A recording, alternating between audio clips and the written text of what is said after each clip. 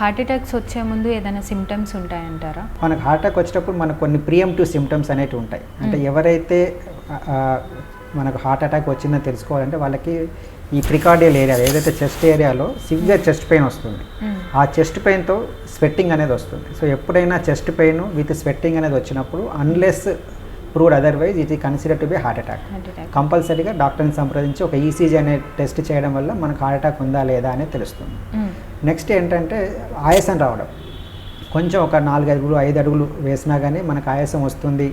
లేదు అంటే మనం ఇంతకుముందు ఫర్ ఎగ్జాంపుల్ ఎవ్రీడే మనం ఒక 1 కిలోమీటర్ నడుస్తున్నాం, ఇప్పుడు మనం ఒక 1/2 కిలోమీటర్ నడవగానే మనం అంటే చేయలేకపోతున్నాం. దిస్ ఈజ్ ఆల్సో మనకి హార్ట్ అటాక్ రావడానికి సంబంధించిన సిమ్టమ్స్ అనమాట. అంటే ఆయాసం రావడం, సివియర్ చెస్ట్ పెయిన్ రావడం. సో ఈ చెస్ట్ పెయిన్ అనేది కేవలం ఓన్లీ చెస్ట్ దగ్గరే రావాల్సిన అవసరం లేదు.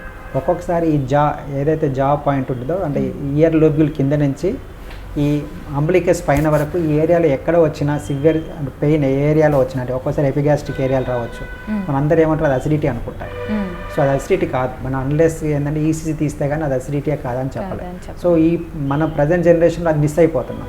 అందరూ అసిడిటీ అనుకొని ఇన్నో తాగడం, టీవీలో చెప్పడం అది తాగడం వల్ల మనం హార్ట్ అటాక్స్ అనేది మిస్ అయిపోయి ఎమర్జెన్సీగా ల్యాండ్ అవుతున్నారు.